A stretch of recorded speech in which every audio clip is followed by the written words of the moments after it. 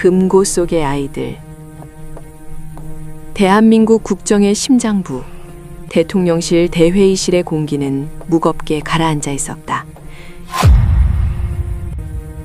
천장에 매달린 수십 개의 조명이 회의 테이블을 비췄고 그 비탈에 도열한 고위 관료들의 얼굴에는 긴장감이 역력했다. 붉은색 온 에어 램프가 켜졌다. 전례 없는 대통령 주재의 전 부처 업무보고 생중계가 시작된 것이다. 카메라 렌즈 너머로 수백만 국민의 시선이 이 밀실을 지켜보고 있다는 사실은 참석자들의 목을 조여오는 보이지 않는 밧줄과도 같았다. 강준혁 대통령은 테이블 중앙에 앉아 있었다. 그의 앞에는 각 부처와 산하 공공기관들이 제출한 방대한 보고서가 쌓여 있었지만 그는 그 두꺼운 종이 뭉치를 거들떠 보지도 않았다. 대신 그의 손에는 얇은 A4 용지 몇 장만이 들려 있었다. 펜 끝으로 책상을 톡톡 두드리는 규칙적인 소음만이 정적을 깼다. 그 소리는 마치 심판의 시간을 알리는 초침 소리처럼 관료들의 심장을 타격했다. 국가사업지원재단 이사장님. 강준혁의 낮은 목소리가 마이크를 타고 회의실 전체에 울려 퍼졌다. 호명된 이하원 이사장이 화들짝 놀라며 자리에서 일어났다. 그는 중절모를 쓴 신사처럼 점잖은 외모를 가졌으나 지금 이 순간만큼은 도살장에 끌려온 소처럼 눈동자가 불안하게 흔들리고 있었다. 예, 대통령님. 이사장 이하원입니다. 보고서를 보니 재단이 운용하는 기금 규모가 상당합니다. 연간 수천억 원이 넘더군요. 이 돈 원래 목적이 뭡니까? 이하원은 마른 침을 삼켰다. 예상치 못한 질문은 아니었으나 대통령의 눈빛이 너무나 매서웠다. 네, 사립학교의 교육 환경을 개선하고 필요한 경우 학교 신설을 위한 자금을 융자하거나 지원하는 그런 목적으로 쓰입니다. 그렇죠. 학교 짓고 낡은 교실 고치라고 국민 세금으로 조성해준 돈입니다. 그런데 이사장님, 강준혁이 종이 한 장을 들어보였다. 그곳에는 붉은 펜으로 밑줄이 그어진 숫자들이 가득했다. 학교 신설 예산으로 배정된 5천억 원. 지금 어디에 있습니까? 이하원의 얼굴에서 핏기가 가셨다. 그는 더듬거리며 답변을 찾으려 했었다. 그게 현재 자금의 효율적 운용을 위해 잠시 금융상품에 예치되어 있습니다. 금융상품이라. 강준혁은 헛웃음을 지었다. 차가운 냉소가 입가에 걸렸다. 학교 지으라고 준 돈으로 학교는 안 짓고 은행 통장에 넣어서 이자 놀이를 하고 있었다는 겁니까? 공공기관이 말이죠. 회의실 내에 찬물을 끼얹은 듯한 침묵이 흘렀다. 배석한 기획재정부 장관과 교육부 장관조차 서로의 눈치를 보며 고개를 숙였다. 강준혁은 시선을 돌리지 않고 이하원을 집요하게 응시했다. 이사장님, 지금 경기도 광주의 한 중학교 과밀학급 비율이 얼마나 되는지 아십니까? 87.7%입니다. 10개 반 중 9개 반이 콩나물 시루라는 얘기입니다. 한 교실에 학생이 35명, 40명씩 들어차 있습니다. 선생님은 아이들 이름도 다 못 외우고 뒷자리에 앉은 아이들은 칠판 글씨조차 보이지 않아요. 김포, 화성도 마찬가지입니다. 전국 중학교의 40% 가까이가 이런 지옥 같은 과밀 학급입니다. 강준혁의 목소리가 점차 고조되었다. 그것은 단순한 호통이 아니었다. 현장의 고통을 외면한 탁상 행정에 대한 서슬퍼런 분노였다. 일반 학생들만 그렇습니까? 특수학교는 더 처참합니다. 학교 지을 돈이 없다는 핑계로 입학을 포기한 장애 학생이 200명이 넘습니다. 이 아이들이 학교에 가려면 새벽 5시에 일어나야 합니다. 몸도 불편한 아이들이 버스를 2번, 3번 갈아타고 몇 시간씩 길바닥에 시간을 쏟아부으며 원거리 통학을 하고 있어요. 부모들은 아이 등하교 시키느라 직장도 그만둡니다. 생계가 무너지고 가정이 파탄납니다. 강준혁은 잠시 숨을 골랐다. 그의 시선은 이제 이하원 개인이 아닌 그 뒤에 도사린 관료주의 전체를 향하고 있었다. 그런데 재단은 그 시간에 무엇을 했습니까? 학교 지어달라는 학부모들의 피맥친 민원에는 예산이 부족하다고 답변해 놓고 뒤로는 그 예산 5천억 원을 은행에 굴리면서 이자 수익이 얼마나 났나 계산기나 두드리고 있었던 것 아닙니까? 이하원은 입술을 달달 떨며 변명을 시도했다. 대통령님, 그건 자금을 그냥 놀릴 수가 없어서 안정적인 수익을 위해 관행적으로 해오던 일입니다. 원금을 까먹은 것은 아니고. 관행. 강준혁이 책상을 쾅 내리쳤다. 묵직한 타격음이 마이크를 타고 찢어질 듯 울렸다. 아이들이 새벽별 보고 통학하고 교실이 터져나가는데 돈놀이 하는 게 관행입니까? 이건 명백한 목적 외의 사용이자 국민을 기만하는 횡령이나 다름없습니다. 생중계 화면을 지켜보던 국민들은 전율했다. 그동안 베일에 쌓여있던 돈맥경화의 원인이 적나라하게 드러나는 순간이었다. 강준혁은 집요하게 파고들었다. 구조를 보면 더 기가 막힙니다. 정부가 예산을 내려보내면 재단은 일부러 학교 신설 계획을 미룹니다. 계획서는 그럴싸하게 만들어 놓고 실행은 차일피일 미루죠. 왜냐? 돈을 쥐고 있어야 이자가 붙으니까. 그 돈을 금융기관에 맡겨서 이자를 불리고 그 이자로 재단 운영비 쓰고 직원들 성과급 잔치 벌였습니다. 심지어 사학법인들한테 융자 명목으로 돈을 빌려주고 또 이자를 받았습니다. 학생들에게 가야 할 혈세가 금융기관과 사학재단 그리고 귀하들의 주머니 사이를 빙빙 돌면서 배만 불리고 있었던 겁니다. 이게 카르텔이 아니면 뭡니까? 이하원은 이제 이마에 흐르는 땀을 닦을 생각조차 하지 못했다. 그의 머릿속은 하얗게 질려버렸다. 대통령이 들이대는 팩트는 너무나 구체적이었고 빠져나갈 구멍은 보이지 않았다. 이 자금 손실 나면 누가 책임집니까? 금융상품이라고 하셨죠? 국채입니까? 회사채입니까? 아니면 더 위험한 파생상품입니까? 수익률은 몇 %나 됩니까? 지금 당장 대답해 보세요. 구체적인 수치는 담당 실무자가 알고 있어서 자료를 찾아보고 추후에 별도로 보고드리겠습니다. 본인이 운용하는 수천억 원입니다. 수장이 그걸 모른다는 게 말이 됩니까? 보고서는 나중에 받을 테니 지금 아는 대로 말하세요. 안전한 상품이 맞습니까? 이하하원은 꿀먹은 벙어리가 되었다. 그는 자신이 앉은 의자가 가시방석처럼 느껴졌다. 카메라의 붉은 불빛이 자신의 목을 겨누는 저격용 레이저 포인트처럼 보였다. 강준혁은 한숨을 내쉬며 고개를 저었다. 이것이 대한민국 공공기관의 현 주소입니다. 만약 오늘 이 자리가 비공개 회의였다면 이 사장님은 적당히 검토하겠습니다 하고 넘어갔겠죠. 그리고 내년에도 내후년에도 우리 아이들은 콩나물 시루에 갇혀 있었을 겁니다. 하지만 이제는 안 됩니다. 국민이 보고 있습니다.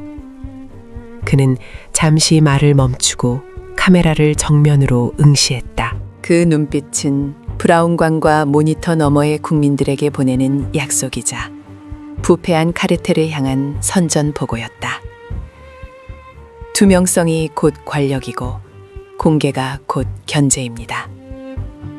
사학 카르텔 그리고 그들과 결탁해 재배 불리기에 급급했던 공공기관의 방망경영. 더 이상 숨을 곳은 없습니다. 감사원장 배석하셨습니까? 회의실 구석에 앉아있던 감사원 사무총장이 벌떡 일어났다. 예, 참석했습니다. 즉시 국가사학지원재단에 대한 특정 감사에 착수하십시오.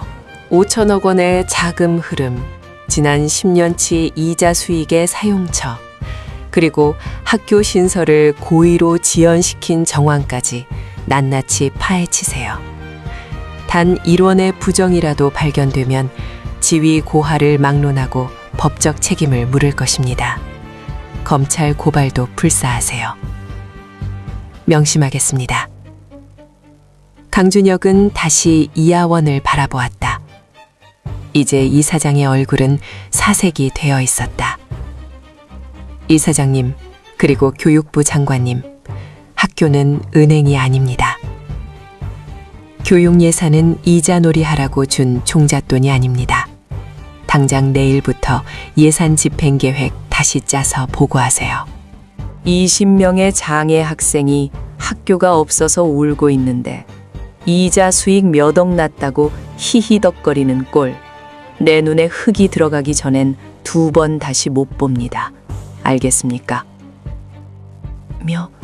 명심하겠습니다. 이하원에 기어 들어가는 목소리가 회의실 바닥으로 흩어졌다. 강준혁은 서류를 덮었다. 하지만 그것은 끝이 아니었다. 그는 물 한 모금을 마시며 다음 안건으로 넘어갈 준비를 했다. 그의 머릿속에는 이미 다음 타깃이 정해져 있었다. 사학재단의 비리는 빙산의 일각일 뿐이었다. 이 거대한 관료 사회의 부조리를 도려내기 위해서는 더 날카로운 메스가 필요했다. 자, 다음은 기금의 원천에 대해 짚어보겠습니다.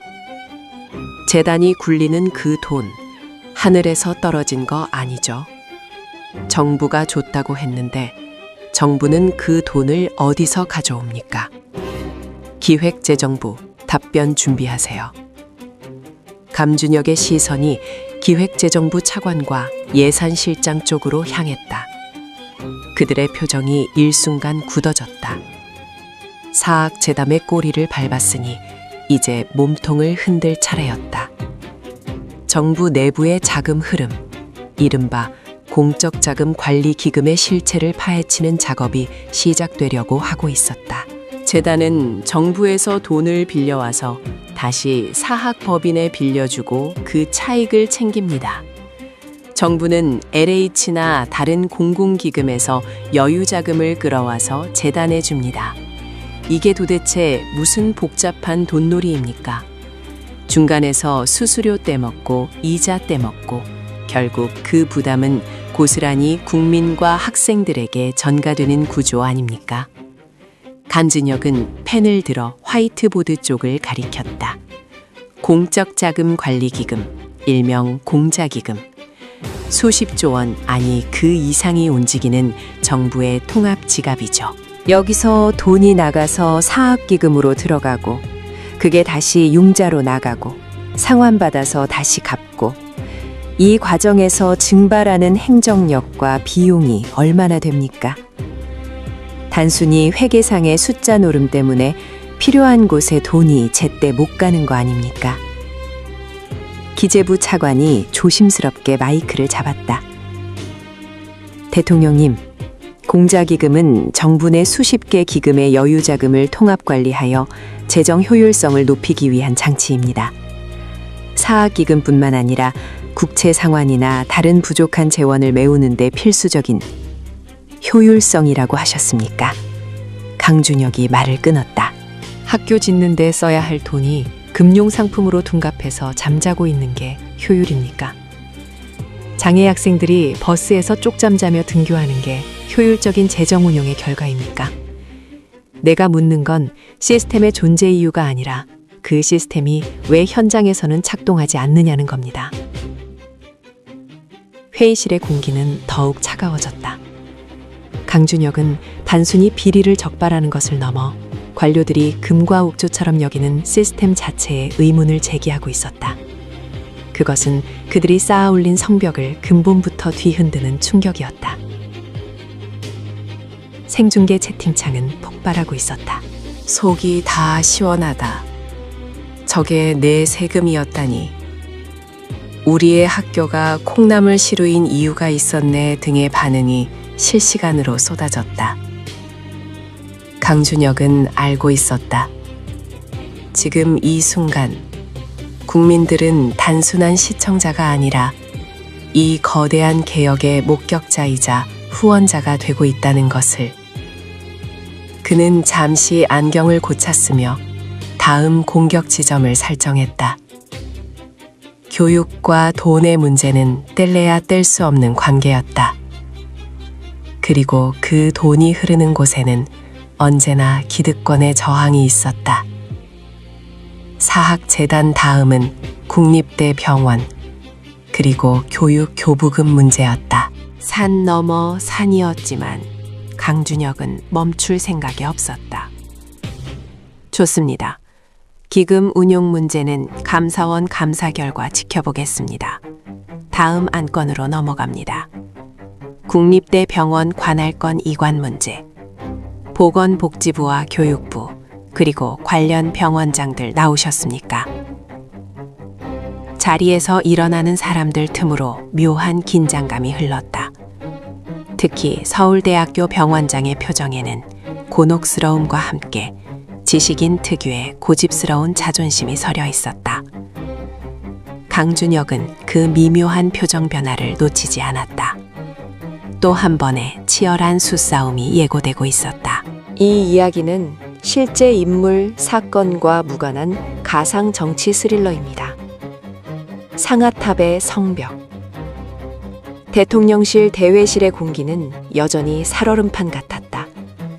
사학재단 이사장이 땀범벅이 되어 자리에 주저앉은 직후였다. 강준혁 대통령은 잠시 안경을 벗어 렌즈를 닦았다. 그 짧은 침묵의 시간 동안 배석한 관료들은 마른 침을 삼키며 다음 화살이 누구를 향할지 가늠하느라 분주했다. 강준혁은 다시 안경을 썼다. 그의 눈빛은 조금 전보다 더 차분하게 가라앉아 있었지만 그 차분함이 오히려 더 큰 압박감으로 다가왔다. 자, 돈의 흐름을 조금 더 짚어봅시다. 강준혁이 서류 한 장을 넘겼다. 종이 넘어가는 소리가 유난히 크게 들렸다. 아까 사학재단이 학교 지으라고 준 돈으로 이자놀이를 했다고 했는데 재단 측은 그 돈을 정부에서 빌려왔다고 했습니다. 기획재정부, 이 돈의 원천이 정확히 뭡니까? 기획재정부 예산실장이 자리에서 일어났다. 그는 미리 준비한 답변이 있었음에도 불구하고 앞서 사학재단 이사장이 난타당하는 모습을 본 터라 목소리가 미세하게 떨렸다. 예, 대통령님. 해당 자금은 공적자금관리기금, 줄여서 공자기금에서 나가는 돈입니다. 공자기금이라. 강준혁은 턱을 괴며 되물었다. 국민들이 듣기엔 생소한 단어입니다. 쉽게 설명해 보시죠. 그게 뭡니까? 정부에는 수십 개의 각종 기금이 있습니다. 어떤 기금은 돈이 남고 어떤 기금은 돈이 부족합니다. 공자기금은 이 여유 자금들을 한 곳으로 모아서 통합 관리하는 일종의 정부 내 중앙은행 같은 역할을 합니다. 여기서 돈을 빌려 사학재단 같은 곳에 융자해주고 재단은 그 돈으로 다시 사학법인의 저리로 융자 사업을 하는 구조입니다. 강준혁이 헛웃음을 지었다. 그러니까 구조가 이렇군요. 정부가 왼쪽 주머니에 있는 돈을 꺼내서 오른쪽 주머니인 공자기금에 넣고 그걸 다시 사학재단이라는 지갑에 옮겨 담습니다. 재단은 그 돈을 학교에 빌려주고 나중에 돌려받아서 다시 공자기금에 갚고 이 복잡한 과정을 거치면서 발생하는 행정비용 그리고 그 사이에 돈이 묶여서 발생하는 비효율은 누가 감당합니까? 예산실장은 입을 다물었다. 반박할 수 없는 지적이었다. 학교 기숙사 짓고 환경 개선하는 사업입니다. 그냥 재정에서 직접 지원하면 될 일을 굳이 융자하고 상환받고 다시 갚는 구조를 만들어 놨어요. 왜냐? 기금이라는 명목으로 돈을 굴리고 싶어서 그런 것 아닙니까? 수십조 원이 넘는다는 그 공자기금. 정말 필요한 곳에 제때 흐르고 있는지 아니면 관료들의 쌈짓돈처럼 고여서 이자만 낳고 있는지 전수조사가 필요해 보입니다. 강준혁은 펜으로 책상을 두어 번 두드렸다. 그것은 이 논쟁의 마침표이자 다음 안건으로 넘어가겠다는 신호였다. 기금 문제는 감사원 감사와 별도로 기재부가 전체 구조조정안을 가져오세요. 다음으로 넘어갑니다. 의료 개혁 문제입니다. 회의실의 분위기가 미묘하게 바뀌었다. 이번에는 보건복지부 장관과 교육부 장관, 그리고 뒤쪽에 배석해 있던 국립대 병원장들의 어깨가 굳어졌다. 지역의료 붕괴, 더 이상 방치할 수 없는 국가적 재난입니다. 그래서 정부는 국립대 병원의 소관부처를 교육부에서 보건복지부로 이관하기로 했습니다. 교육부가 아니라 복지부가 주도해서 국립대 병원을 지역 필수 의료의 거점으로 키우겠다는 취지죠. 법사위까지 통과된 걸로 아는데 진행 상황이 어떻습니까? 보건복지부 장관이 마이크를 잡았다. 네, 대통령님. 국립대 병원법 개정안은 순조롭게 진행 중입니다. 다만 장관이 말끝을 흐리며 곁눈질로 누군가를 의식했다. 강준혁의 눈썹이 꿈틀했다. 다만 뭡니까? 모든 국립대병원이 다 넘어오는 겁니까? 대체적으로 그렇습니다만 서울대학교 병원과 서울대 치과병원은 제외되었습니다. 강준혁의 시선이 날카로워졌다. 서울대는 뺐다? 왜죠? 서울대병원은 국립대병원이 아닙니까? 지역의료 강화라는 대의 명분에 서울대는 예외라는 겁니까? 교육부 장관이 황급히 끼어들었다. 저 대통령님, 서울대병원은 다른 국립대병원과 달리 별도의 설치법이 존재합니다. 그리고 내부 구성원들의 뭐랄까 우려와 반대가 좀 있었습니다. 우려와 반대. 강준혁은 그 단어를 곱씹으며 회의실 뒤편을 응시했다. 서울대 병원장 오셨습니까? 묵직한 정적을 깨고 한 중년 남성이 자리에서 일어났다. 은퇴 안경 너머로 보이는 눈매가 지적이면서도 깐깐해 보이는 인상이었다. 국내 최고의 의료기관을 이끄는 수장다운 자부심이 온몸에서 배어나왔다. 예, 서울대 병원장 최진수입니다. 원장님, 솔직하게 얘기해 봅시다. 국립대 병원들이 다 복지부로 가서 지역 의료 살리겠다고 하는데 왜 서울대만 빠지겠다고 한 겁니까?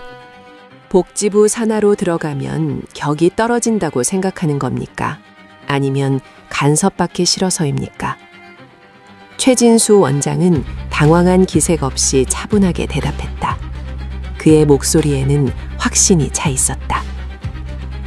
난처한 질문이십니다만 솔직히 말씀드리겠습니다. 저희 서울대병원은 단순한 치료기관이 아닙니다. 교육과 연구 기능이 본질입니다. 설치법상에도 그렇게 명시되어 있습니다.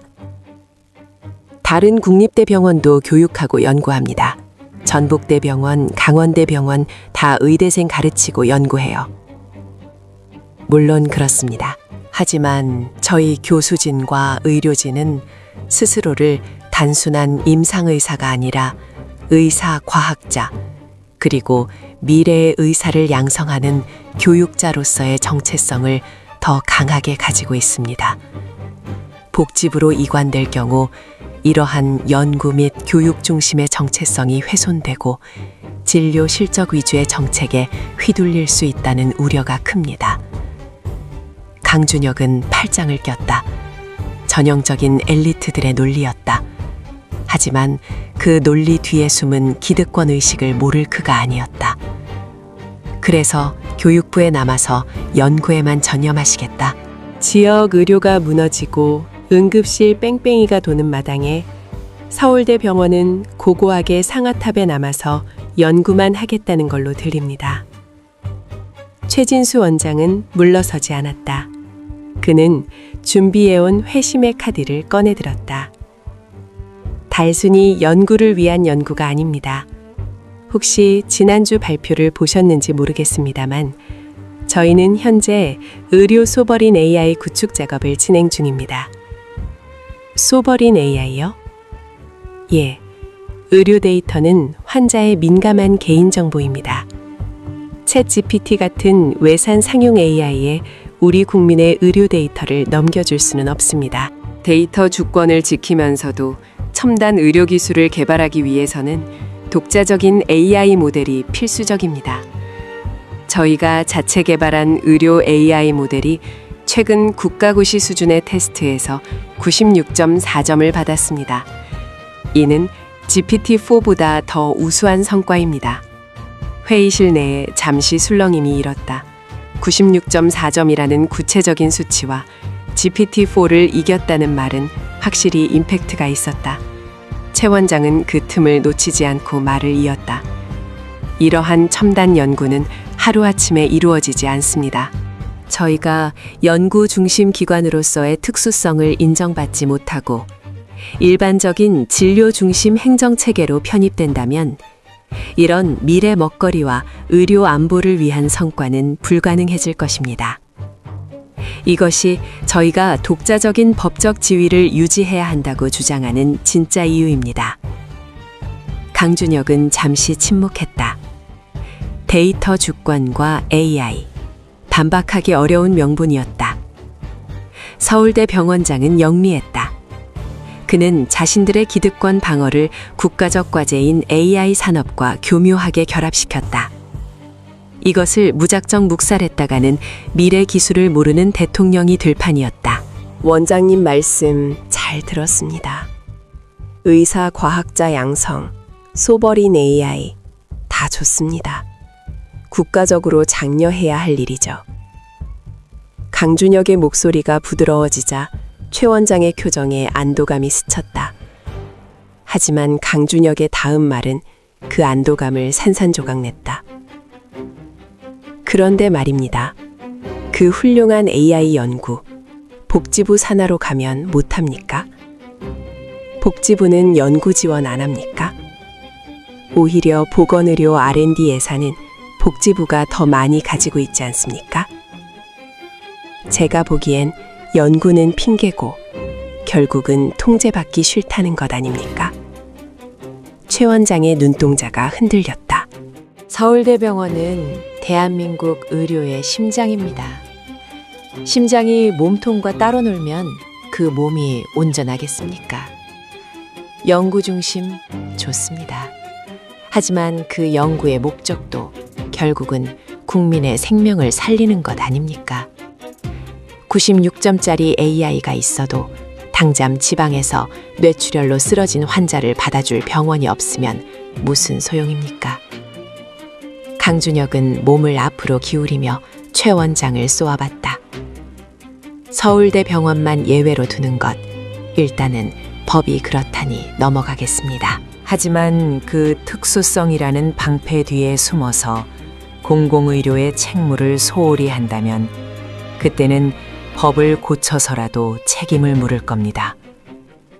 AI 연구 성과 기대하겠습니다.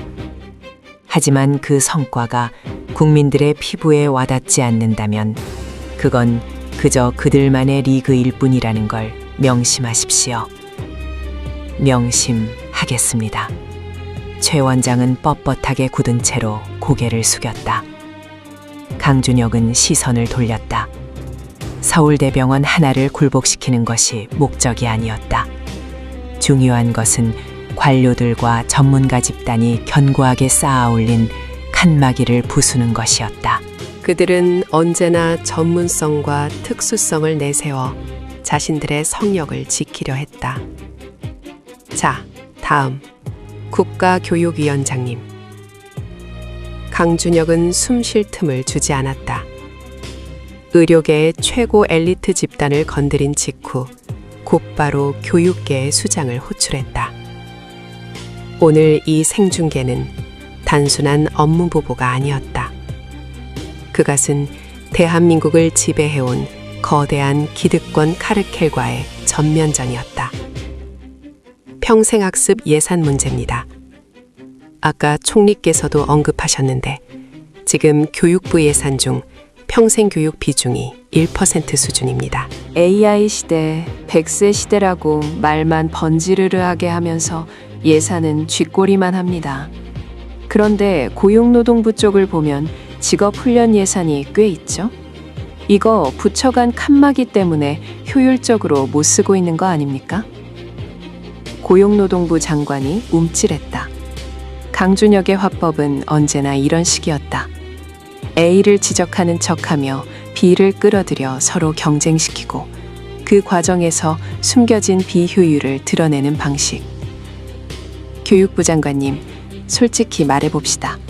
평생학습, 교육부 혼자 감당 안 되죠?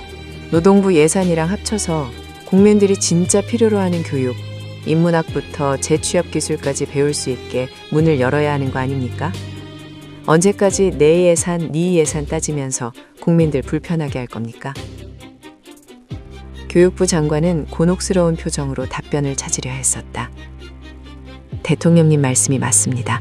노동부와 협의해서 칸막이를 없애는 방안을. 협의만 하다가 임기 다 끝납니다. 다음 국무회의 때까지 구체적인 통합운용 방안 가져오세요. 노동부 장관님도 동의하시죠? 예, 적극 협조하겠습니다. 강준혁은 고개를 끄덕였다. 하지만 그의 머릿속은 이미 다음 난제를 향해 달리고 있었다. 지방교육재정교부금, 일명 교육교부금, 시도교육청과 중앙정부, 그리고 대학 간의 가장 뜨거운 감자가 남아 있었다. 그리고 그 뒤에는 지방대 소멸 문제와 유학생 유치라는 복잡한 실타래가 얽혀 있었다. 마지막으로 지방교육청 예산 문제 좀 봅시다. 교육감 협의회장님 오셨습니까?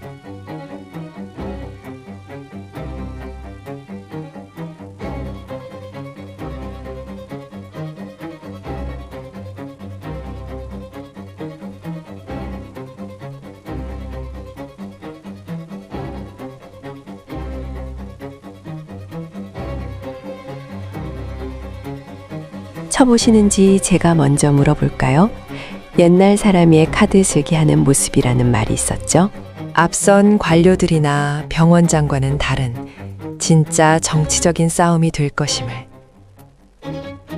교육감님, 여의도에서는 교육교부금 좀 떼어서 대학에 주자고 난리인데 교육청들은 결사 반대죠. 학생 수는 줄어드는데 예산은 남아돈다. 이게 국민들 시각입니다. 어떻게 생각하십니까? 교육감 협의회장은 미소를 띠고 있었지만 눈빛은 매서웠다. 대통령님, 여의도가 문제인 겁니다. 학생 수 줄어든다고 예산 줄이라는 건 교육을 경제 논리로만 보는 위험한 발상입니다. 강준혁의 입가에 옅은 미소가 번졌다. 드디어 올 것이 왔다. 이 이야기는 실제 인물, 사건과 무관한 가상 정치 스릴러입니다. 텅 빈 교실, 꽉 찬 금고. 여의도가 문제다. 강준혁 대통령의 인매가 비틀렸다. 그 짧은 문장 속에 담긴 정치적 함의를 그가 모를 리 없었다. 교육감 협의회장 강은철은 노련한 선출직 공무원이었다.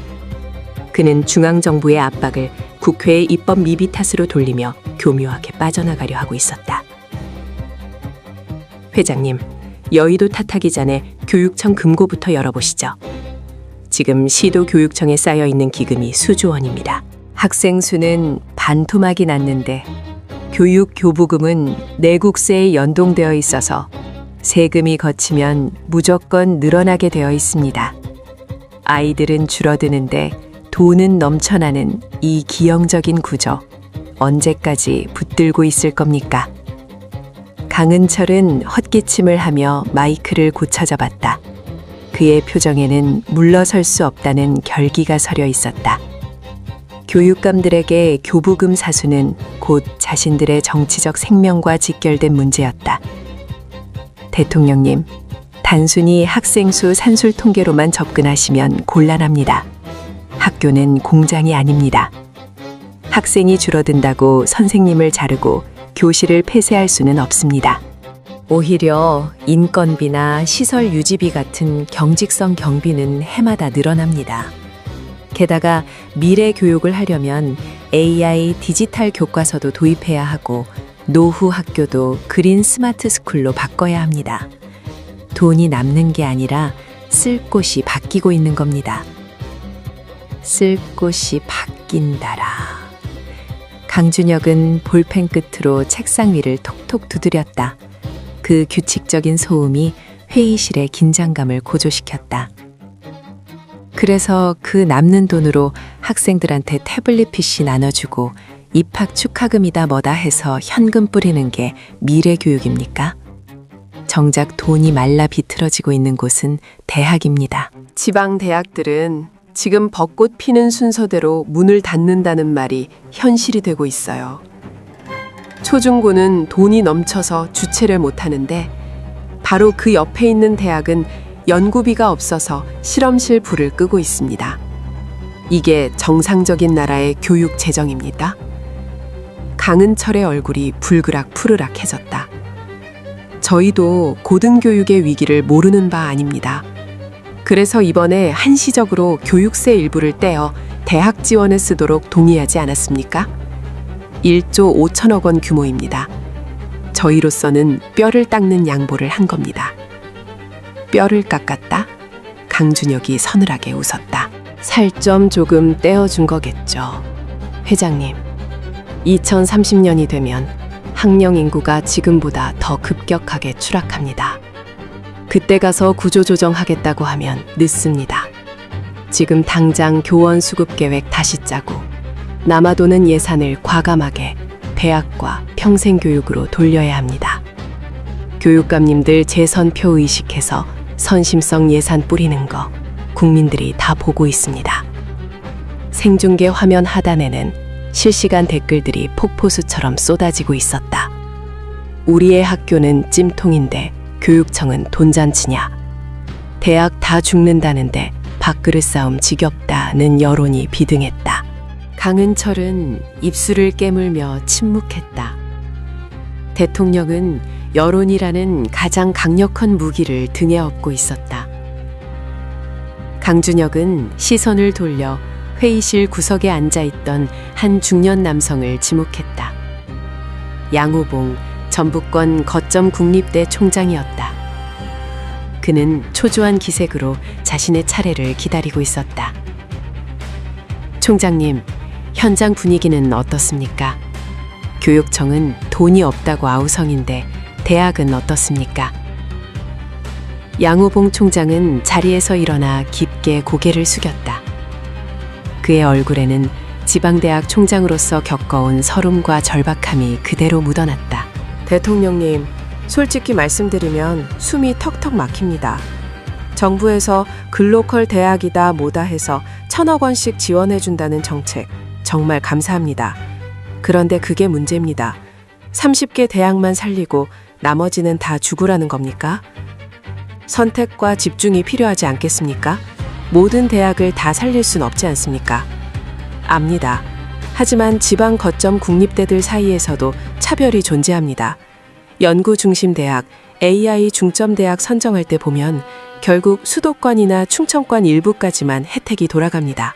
전라, 경상, 강원 같은 찐 지방 대학들은 소외감은커녕 박탈감을 느낍니다. 예산을 좀 더 늘려서 선정 대학 수를 확대해 주시거나 단계적으로라도 기회를 주셔야 지역이 삽니다. 대학이 무너지면 그 지역 상권, 원룸촌, 식당 다 무너집니다.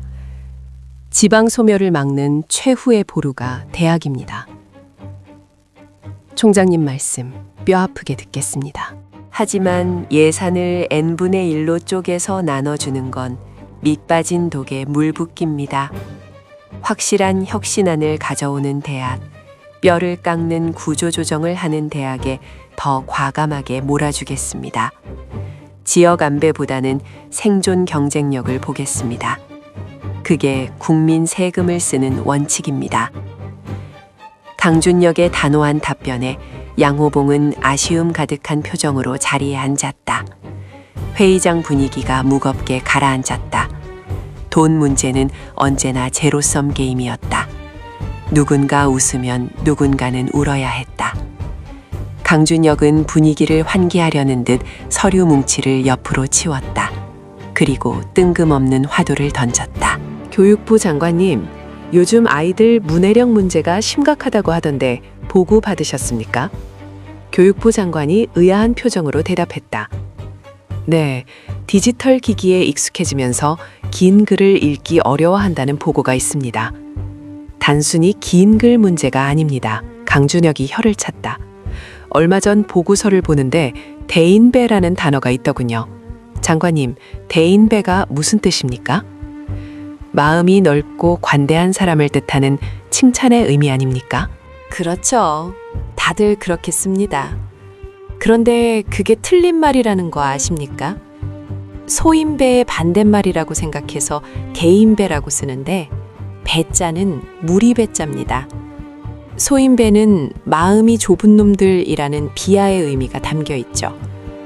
그런데 훌륭한 사람한테 놈배자를 붙여서 대인배라고 부르는 게 말이 됩니까? 그냥 대인이나 군자라고 해야 맞는 겁니다. 회의실 안에 묘한 정적이 흘렀다. 예산 전쟁 중에 갑자기 튀어나온 한자 강의였다. 하지만 강준혁의 표정은 진지했다. 이게 다 한자 교육을 소홀히 해서 생긴 일입니다. 우리말의 70%가 한자어인데 한자를 안 가르치니 아이들이 단어의 속뜻을 모릅니다. 대통령이라는 글자도 뜯어보면 크게 통솔하고 거느린다는 뜻인데 요즘 학생들 중에 자기 이름 석자 한자로 쓸 줄 아는 아이가 몇이나 됩니까? 심지어 제 이름 준혁을 보고 준비된 혁명가냐고 묻는 댓글도 봤습니다. 좌중에서 헛웃음이 터져나왔다. 강준혁은 씁쓸하게 웃었다. 웃을 일이 아닙니다. 언어는 사고의 도구입니다. 단어의 뜻을 정확히 모르면 깊이 있는 사고를 할 수 없습니다. 한문 교육을 의무화하자는 건 아닙니다. 적어도 교과서에 한자를 병개해서 아이들이 단어의 뿌리를 이해하기는 해줘야죠. 국어가 무너지면 모든 학문의 기초가 무너지는 겁니다. 교육부에서 이 문제 진지하게 검토하세요. 조갑재 대표 같은 원로들이 왜 목이 터져라 한자 병기를 외치는지 귀담아 들어야 합니다. 네, 알겠습니다. 교육과정 개편 때 살펴보겠습니다. 교육부 장관은 식은땀을 닦았다. 돈 문제로 깨지더니 이제는 국어 실력으로 혼나고 있었다. 대통령의 관심사가 전방위적이라는 것은 관료들에게는 재앙과도 같았다. 자, 마지막으로 전문대학 문제 짚어봅시다. 전문대 교협 회장님? 뒷줄에 앉아있던 전문대학 교역 협의 회장이 일어났다. 그는 앞선 4년제 대학 총장보다 더 절박해 보였다. 네, 대통령님, 전문대학은 지금 고사 직전입니다. 과거에는 고등학교 졸업생들이 취업기실 배우러 왔지만 지금은 학령 인구가 없어서 교실이 텅텅 비었습니다. 그런데 아이러니하게도 지방 산업단지 공장들은 일할 사람이 없어서 문을 닫고 있습니다. 그래서요? 대안이 뭡니까? 외국인 유학생입니다. 지금 들어오는 유학생들 예전처럼 공부만 하고 돌아가는 학생들이 아닙니다. 한국에서 기술 배워서 취업하고 여기서 뿌리 내리고 살고 싶어 하는 친구들입니다. 그런데 비자 문제가 너무 까다롭습니다. 법무부와 교육부 교재가 발목을 잡고 있습니다. 지방 전문대를 이민정책의 거점으로 활용하게 해주십시오. 교육이 곧 복지이고 유학생 유치가 곧 지방 소멸을 막는 인구정책입니다. 강준혁은 고개를 끄덕였다. 이것은 그가 기다리던 실용적인 해법이었다. 맞습니다. 지금 우리 처지에 순혈주의 따질 때가 아닙니다. 인구가 줄어드는데 일할 사람은 필요하고 대학은 학생이 필요합니다. 이해관계가 딱 맞아떨어지는 지점 아닙니까? 법무부 장관, 교육부 장관, 그리고 고용노동부 장관. 세 장관이 동시에 대통령을 바라봤다. 전문대 유학생 비자 문제 전향적으로 푸세요. 단순히 공부하러 오는 게 아니라 지역 산업 현장에 바로 투입될 수 있는 예비 산업 인력으로 보고 문호를 개방하세요. 유학생들이 졸업 후에도 지역에 정주할 수 있게 비자 트랙 신설하고 가족 초청까지 검토하세요. 지방 전문대가 살 길은 이제 글로벌밖에 없습니다. 명심하겠습니다. 강준혁은 시계를 보았다. 예정된 생중계 시간이 거의 끝나가고 있었다. 그는 마지막으로 회의실을 둘러보았다. 관료들의 얼굴에는 피로감과 긴장감이 역력했다. 하지만 그들의 눈빛은 처음 회의를 시작할 때와는 달라져 있었다. 단순히 혼나지 않기 위해 눈치를 보는 것이 아니라 대통령이 끌고 가는 개혁의 속도에 어떻게든 발맞추지 않으면 도태될 것이라는 위기감이 서려 있었다. 강준혁은 마이크를 잡고 카메라를 정면으로 응시했다. 국민 여러분, 오늘 보셨습니까? 세금 5천억 원이 이자놀이에 쓰이고 대학과 교육청은 밥그릇 싸움을 하고 병원은 기득권 지키기에 급급했습니다. 이것이 대한민국 관료사회의 민낯입니다. 하지만 절망하지 마십시오. 이제 썩은 환부를 도려내고 있습니다. 아프지만 반드시 거쳐야 할 수술입니다. 저 강준혁이 메스를 놓지 않는 한 이 수술은 멈추지 않을 것입니다. 그의 목소리는 단호했고 눈빛은 흔들림이 없었다. 온 에어램프가 꺼지는 순간까지 아무도 숨조차 크게 쉬지 못했다. 그러나 이것은 끝이 아니었다.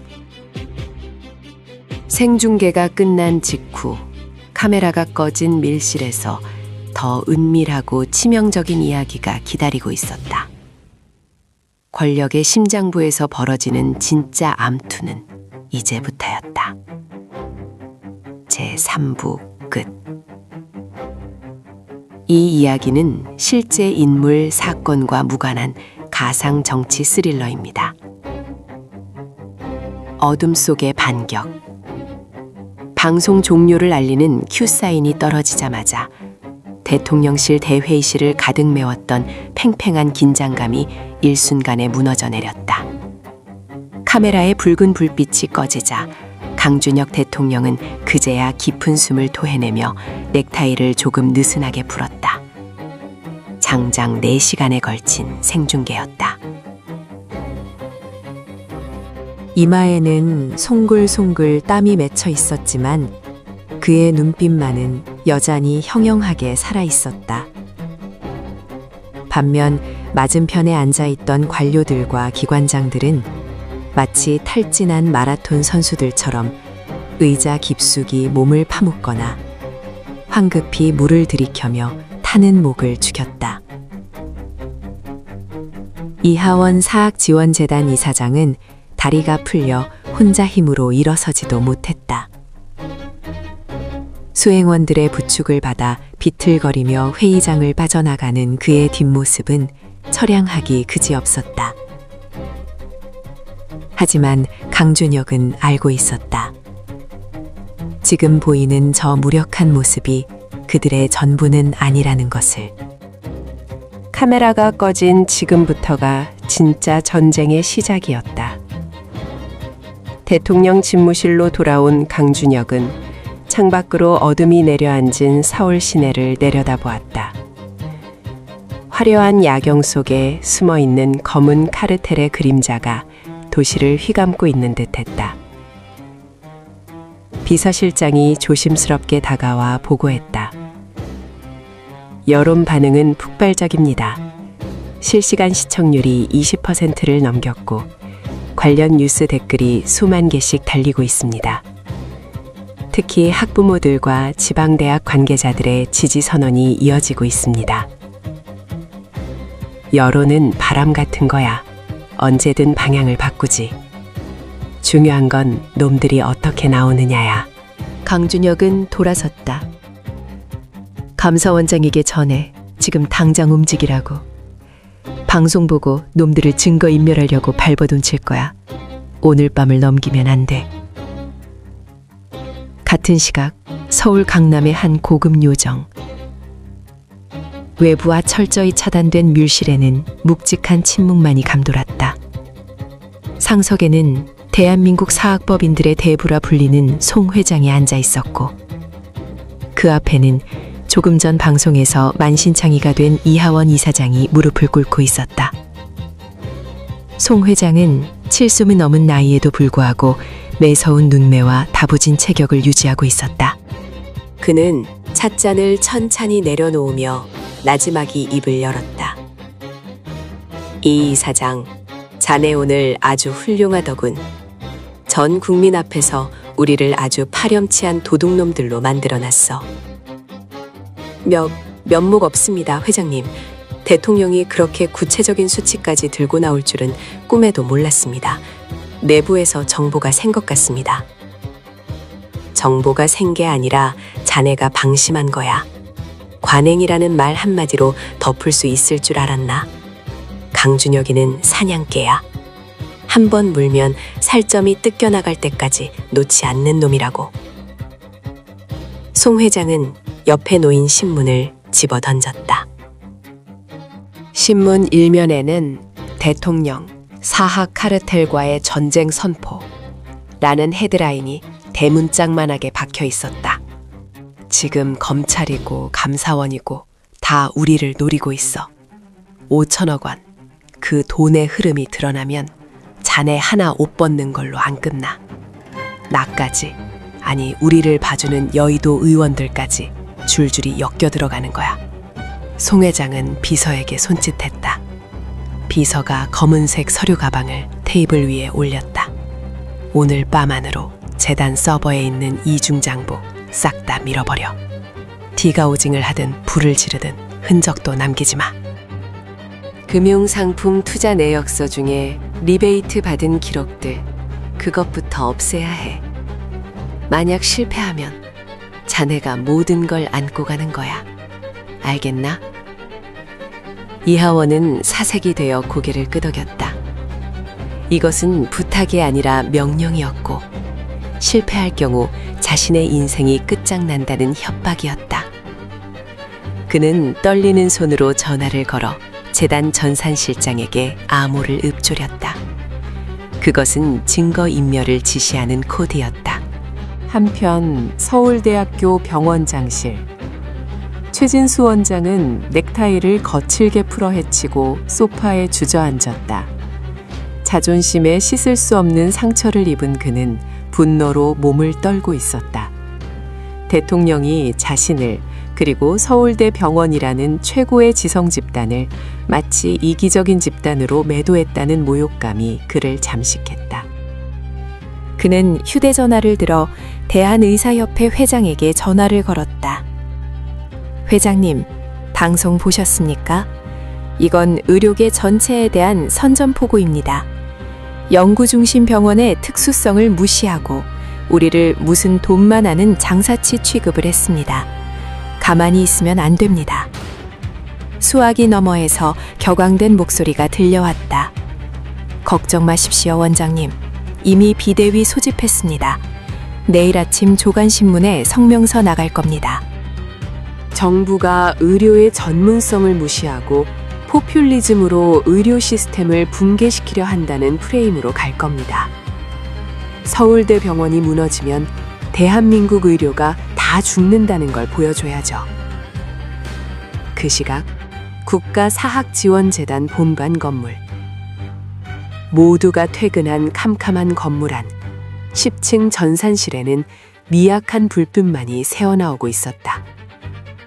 전산실장과 직원 2명이 식은땀을 흘리며 서버렉 앞에 서 있었다.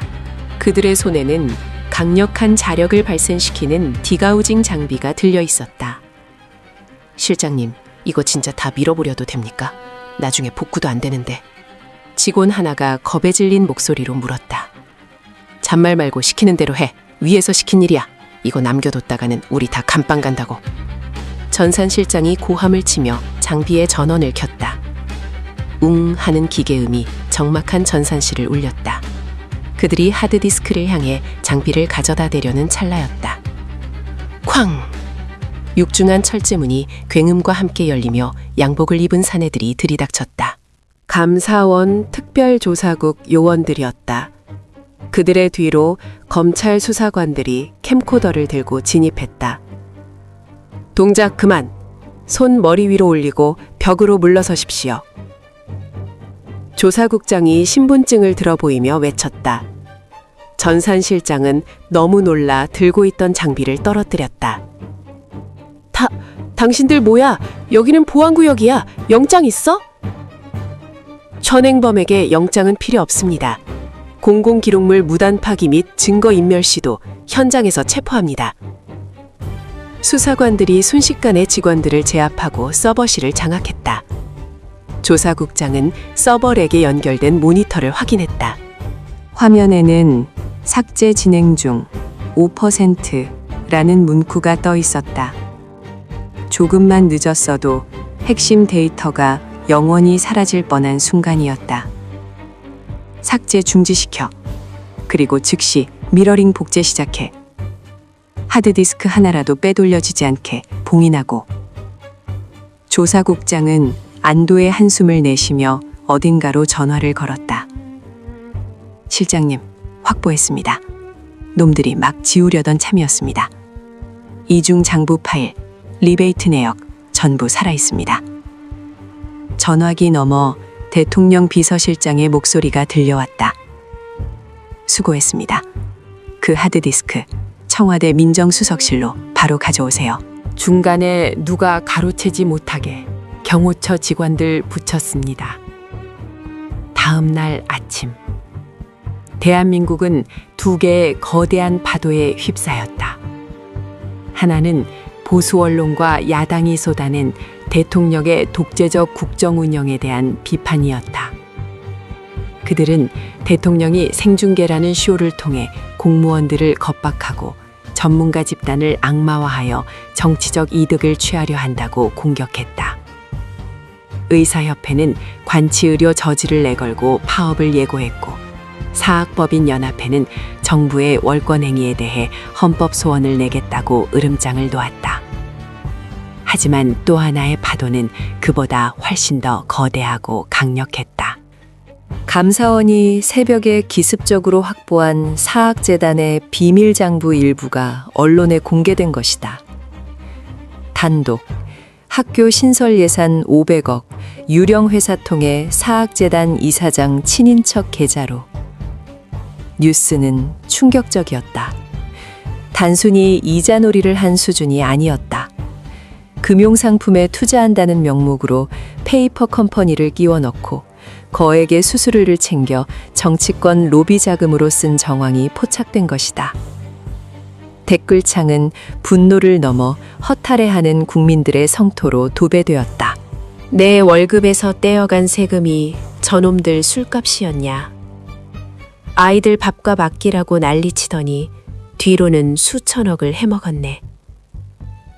강준혁은 집무실에서 조간식문을 덮었다. 그의 표정은 담담했다. 예상했던 반발이었고 예상했던 분노였다. 이제 판은 깔렸다. 단순히 비리 공무원 몇 명을 처벌하는 것으로 끝낼 일이 아니었다. 이 사건을 고리로 교육, 의료, 그리고 관료사회 전반에 뿌리내린 기득권의 카르텔을 해체해야 했다. 총리님 오셨습니까? 집무실 문이 열리고 김민석 국무총리가 들어왔다. 그는 평소의 온화한 표정 대신 비장한 얼굴을 하고 있었다. 대통령님, 상황이 심상치 않습니다. 야당 대표가 사학재단 송 회장과 조찬 회동을 했다고 합니다. 아마 특검을 요구하며 물타기를 시도할 겁니다. 그리고 의사협회도 심상치 않습니다. 전공의들까지 동요하고 있습니다. 물타기라 하라고 하십시오. 물이 맑으면 물타기가 되지만 이미 썩은 물에는 아무리 깨끗한 물을 부어도 썩은 냄새가 나는 법입니다. 강준혁은 자리에서 일어나 벽에 걸린 대한민국 전도를 바라보았다. 지도 위에는 붉은색 핀들이 꽂혀 있었다. 소멸 위기에 처한 지방 대학들, 의료 공백이 발생한 농어촌 지역, 그리고 과밀 학급으로 고통받는 신도시들. 총리님, 우리는 지금 단순히 범인을 잡는 게 아닙니다. 시스템을 바꾸는 겁니다. 사학재단 비리는 시작일 뿐입니다. 이참에 교육부와 복지부, 노동부의 칸막이를 완전히 허물고 재정 운용의 주도권을 기재부 관료들의 손에서 국민의 손으로 가져와야 합니다. 위험한 도박일 수도 있습니다. 관료들의 저항이 만만치 않을 겁니다.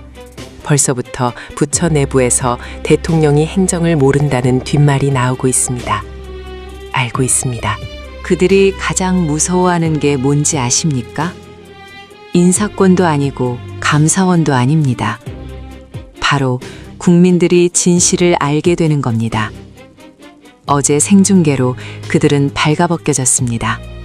이제 그들은 숨을 곳이 없습니다. 강준혁은 책상 서랍에서 두툼한 파일 하나를 꺼냈다. 표지에는 대외비라는 붉은 도장이 찍혀 있었다. 이게 뭡니까? 총리가 물었다. 지난 1년간 민정수석실에서 조용히 모아온 자료입니다. 사학 카르텔과 연결된 전 현직 국회의원 명단, 그리고 그들이 국립대 병원 이사회에 어떤 식으로 개입해왔는지에 대한 기록입니다. 총리의 눈이 커졌다. 이것은 핵폭탄급 뇌관이었다. 터트리는 순간 정계 개편이 불가피할 정도의 파괴력을 가진 물건이었다. 이걸 공개하실 생각입니까? 아니요. 아직은 때가 아닙니다. 놈들이 막다른 골목에 몰려 최후의 발악을 할 때, 그때 사용할 겁니다. 지금은 이 카드를 쥐고 그들을 협상 테이블로 끌어내야 합니다. 사학법 개정, 국립대 병원 이관, 그리고 유학생 비자 문제 해결. 이 세 가지를 얻어내기 전까진 멈추지 않을 겁니다. 그때 인터폰이 울렸다. 대통령님, 사학재단 송 회장 측에서 면담을 요청해 왔습니다. 비공개로 만나고 싶다고 합니다. 강준혁의 입꼬리가 살짝 올라갔다. 미끼를 물었다. 밤새 증거를 없애려다 실패한 그들이 이제 제 발로 걸어들어오려 하고 있었다. 들여보내지는 마세요. 대신 이렇게 전하세요. 국민들 앞에서 공개 토론할 자신 있으면 오시라고. 밀실 야합은 내 사전에 없다고. 비서가 당황한 듯 잠시 머뭇거리다 대답했다. 알겠습니다. 강준혁은 다시 총리를 보며 말했다. 총리님, 2라운드 준비합시다. 이번에는 방어가 아니라 공격입니다. 교육감들과 대학 총장들을 다시 불러 모으세요. 이번에는 청와대가 아니라 가장 열악한 지방 폐교위기 대학의 캠퍼스에서 만납니다. 현장의 처참함을 보여주고 거기서 대타협을 끌어낼 겁니다. 폭풍 전야였다.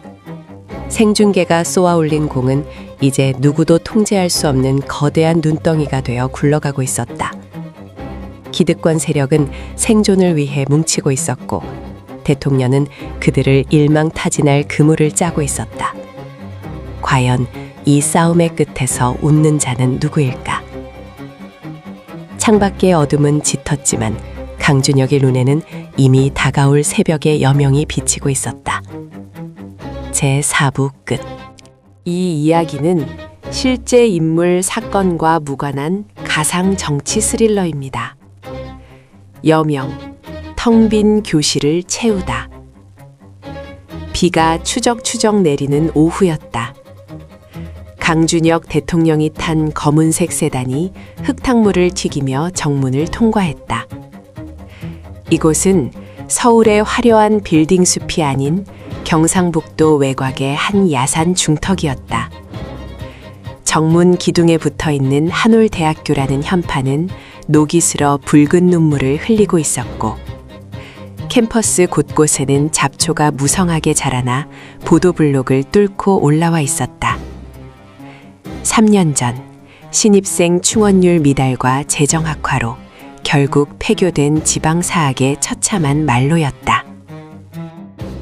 강준혁은 우산을 받쳐들려는 경호원을 제지하고 비를 맞으며 차에서 내렸다. 그의 뒤로 김민석 국무총리, 교육부 장관, 그리고 억지로 끌려오다시피 한 강은철 교육감 협의회장과 최진수 서울대 병원장이 차례로 내렸다. 그들은 구두에 진흙이 묻는 것을 불쾌해하며 인상을 찌푸렸지만 눈앞에 펼쳐진 폐허의 풍경에 이내 말을 잃었다. 깨진 유리창 너머로 칠판과 책걸상이 널브러진 강의실이 보였다. 주인 잃은 교정에는 을씨년스러운 바람 소리만이 감돌았다. 강준혁은 낡은 체육관으로 그들을 안내했다.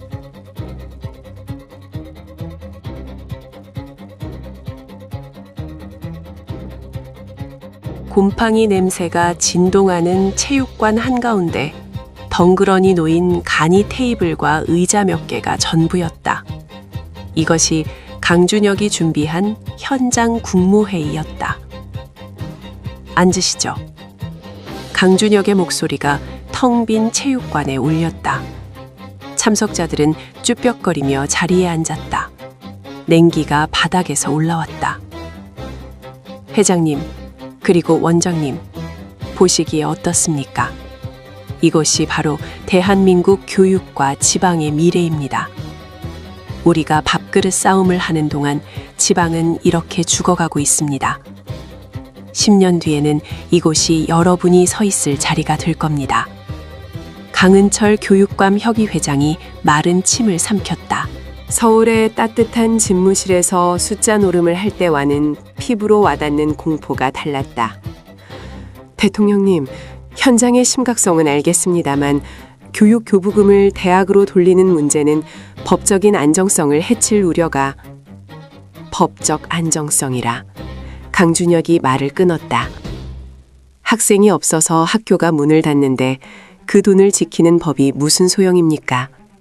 죽은 사람에게 산소 호흡기를 달아주는 꼴 아닙니까?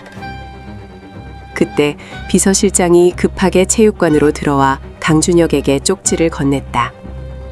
강준혁은 쪽지를 읽고는 희미한 미소를 지었다. 그리고 그 쪽지를 테이블 위에 보란 듯이 올려놓았다.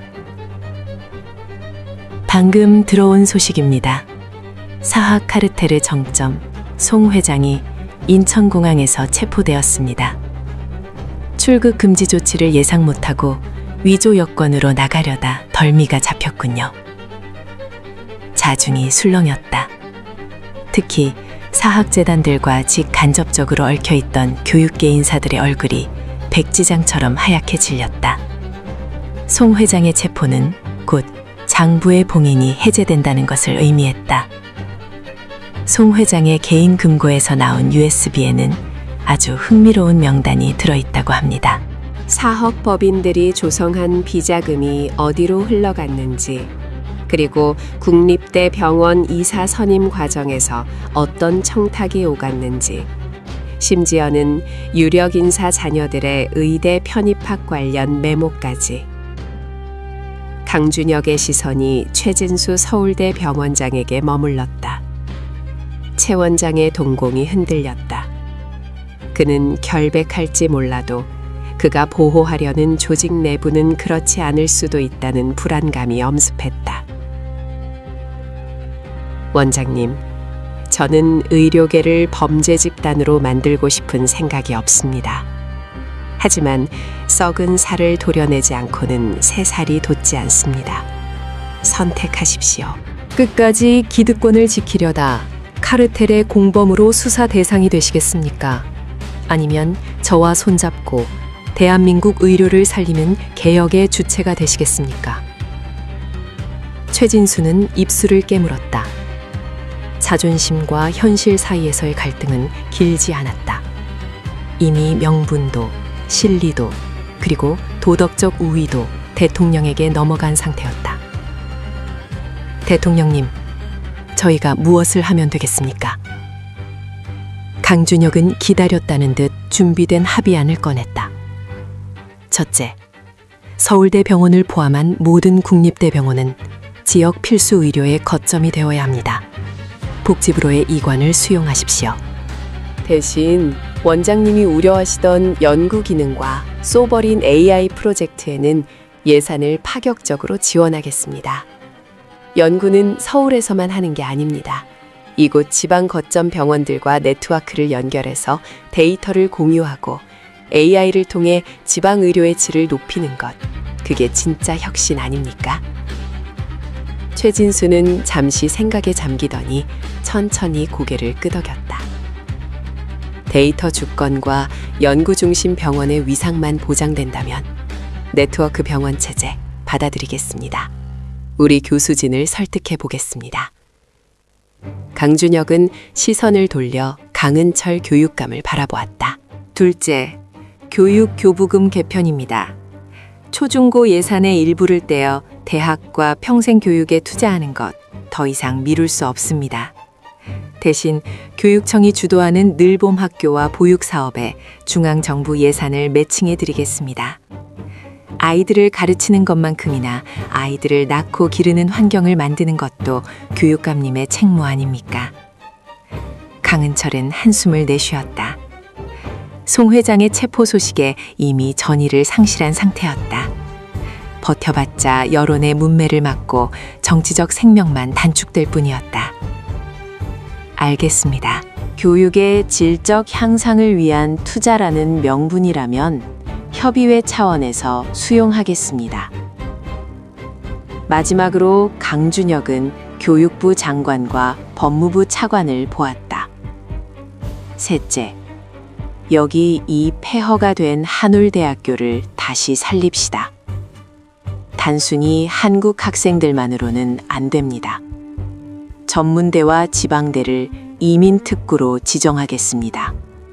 유학생 비자 문턱을 낮추고 여기서 기술을 배운 외국인 청년들이 지역 공단에 취업해 정착할 수 있도록 지역 특화형 비자를 전면 확대하세요. 강의실을 다시 채우고 지역 상권을 살리는 길은 개방뿐입니다. 지시하신 대로 비자 트랙 신설안을 마련했습니다. 다음 달부터 시범 운영 가능합니다. 법무부 차관이 직답했다. 비는 그쳤지만 하늘은 여전히 무거웠다. 하지만 체육관 안의 공기는 달라져 있었다. 치열했던 수싸움과 기싸움이 끝나고 생존을 위한 대타협이 이루어진 순간이었다. 강준혁은 합의문에 서명하는 그들을 보며 안도감보다는 무거운 책임감을 느꼈다. 이것은 끝이 아니라 시작이었다. 종이 위의 합의가 현실의 변화로 이어지기까지는 수많은 저항과 시행착오가 기다리고 있을 것이다. 회의가 끝나고 서울로 돌아오는 차 안. 강준혁은 피로에 지쳐 잠시 눈을 감았다. 그때 김민석 총리가 조용히 말을 건넸다. 대통령님, 송 회장 수사는 어디까지 확대할 생각이십니까? 명단에 있는 정치인들을 전부 건드리면 국정이 마비될 수도 있습니다. 강준혁은 눈을 뜨지 않은 채 대답했다. 죄를 지은 자는 벌을 받아야죠.